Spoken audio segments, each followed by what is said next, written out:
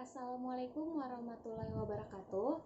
Nama saya Rahmatunisa dari kelompok 10.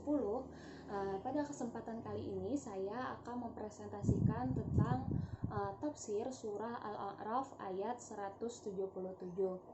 Nah, pertama ayatnya adalah A'udzubillahi minasyaitonirrajim. Bismillahirrahmanirrahim. Sa'a masalanil qaumul ladzina kadzdzabu biayatina wa anfusahum kanu yazlimun. Sadaqallahul azim.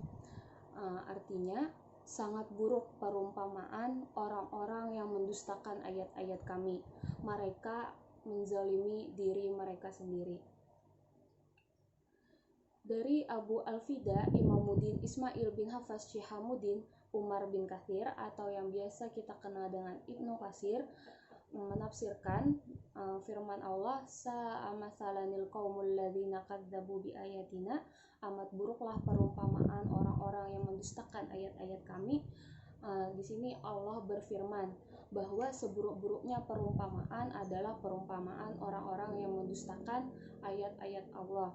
Dengan kata lain, seburuk-buruk perumpamaan adalah perumpamaan mereka yang diserupakan dengan anjing, karena anjing tidak ada yang dikejarnya selain mencari makan dan menyalurkan nafsu syahwat duniawinya.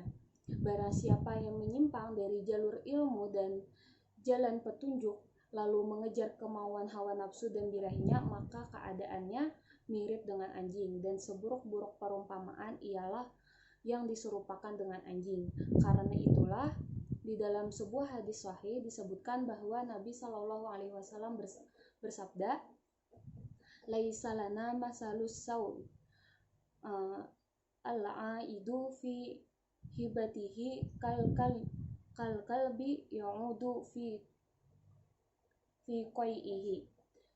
Artinya, tiada pada kami suatu perumpamaan yang lebih buruk daripada perumpamaan seseorang yang mencabut kembali lidahnya.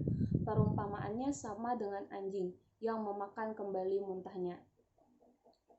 Kemudian firman Allah, wa anfusahum kanu yazlimun, dan kepada diri mereka sendirilah mereka berbuat zalim.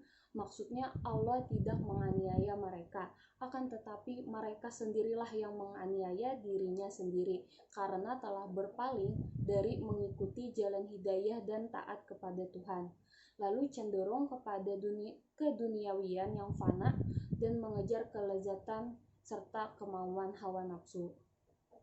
Kemudian dari tafsir Kementerian Agama, pada ayat ini Allah menegaskan lagi betapa buruknya perumpamaan bagi mereka yang mendustakan ayat-ayat Allah. Mereka disamakan dengan anjing, baik karena kesamaan kelemahan keduanya, yakni mereka tetap dalam kesesatan diberi peringatan atau tidak diberi peringatan, atau karena kesamaan kebiasaan keduanya, yaitu anjing itu tidak mempunyai cita-cita kecuali keinginan untuk mendapatkan makanan dan mengejar hawa nafsu. Siapa saja yang meninggalkan ilmu dan iman lalu menjurus kepada hawa nafsu, maka dia serupa dengan anjing. Orang yang demikian tidak siap lagi berpikir dan merenungkan tentang kebenaran. Orang yang demikian itu sebenarnya menganiaya diri mereka sendiri. Dari tafsir lainnya, dari Kiai Quraisy Shihab dalam buku Kaidah Tafsir, Allah menegaskan lagi betapa buruknya kaum yang mendustakan Al-Quran. Dalam kitab Sofwatut Tafsir dijelaskan perumpamaan orang yang mendustakan Al-Quran dengan anjing adalah perumpamaan yang disebut dengan tasbih tamsili. Tasbih dari segi bahasa berarti penyerupaan. Dalam sastra Arab ialah penyerupaan dua hal atau lebih dalam satu sifat pada dirinya. Ia adalah upaya untuk melakukan perbandingan antara dua pihak atau lebih untuk menggambarkan keserupaan mereka dalam satu ciri atau lebih. Kemudian dari tafsir dari Mustafa Al-Maraghi dalam bukunya Tafsir Al-Maraghi, yaitu dijelaskan bahwa amat buruk sifat orang-orang yang mendustakan ayat-ayat Allah kepada diri mereka, mereka berbuat zalim. Betapa buruknya perumpamaan yang Allah berikan dari berbagai perumpamaan yang ada.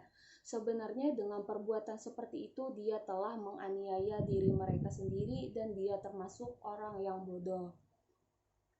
Nah, kemudian untuk analisis implikasi surah Al-A'raf ayat 177 dengan pendidikan, dapat kita lihat dengan jelas bahwa Allah berfirman sangat buruk perumpamaan orang-orang yang mendustakan ayat-ayat kami. Di sini Allah menggunakan perumpamaan hamba yang selalu mengurusi hawa nafsunya, keadaannya mirip dengan anjing. Arti dari perumpamaan tersebut adalah orang yang berpengetahuan akan tetapi selalu mengedepankan urusan duniawi yang diumpamakan seperti anjing yang hanya mencari makan dan menyalurkan hawa nafsunya. Maka dengan pengimplikasiannya pada pendidikan terlihatlah bahwa metode yang digunakan dalam pengajaran di sini adalah metode perumpamaan. Adapun pengertian dari metode perumpamaan adalah penuturan secara lisan oleh guru terhadap peserta didiknya yang cara penyampaiannya menggunakan perumpamaan. Seorang pendidik mengumpamakan seekor anjing yang terus menjulurkan lidahnya. Maka dalam hal ini seorang pendidik harus mengajari anak didiknya untuk senantiasa bersyukur kepada Allah atas semua nikmat yang telah diberikan kepada kita. Jangan merasa kekurangan seperti seekor anjing, baik itu ketika ia lapar, haus, berlari maupun kenyang, ia terus menjulurkan lidahnya. Dan tidak ada cita-citanya selain hanya mencari makan dan menyalurkan hawa nafsunya. Dan kemudian kelebihan dari metode ini diantaranya yaitu untuk mempermudah siswa memahami apa yang disampaikan oleh guru. Dan yang kedua adalah perumpamaan dapat merangsang kesan terhadap makna yang tersirat dalam perumpamaan tersebut. Jadi ketika pendidik menggunakan metode perumpamaan ini, mahasiswa akan dapat lebih mudah untuk membayangkan atau mengimajinasikan sifat apa yang mirip atau sifat apa yang memiliki kesamaan dari dua buah objek yang dibandingkan. Kemudian kita sebagai hamba yang telah diberi karunia berupa akal, maka sudah sepatutnya kita mempergunakan akal dengan sebaik-baiknya. Jangan sampai pengetahuan yang sudah Allah berikan kepada kita membutakan kita dari kebenaran dan mengejar hal-hal yang sia-sia. Mari kita berdoa dan memohon perlindungan.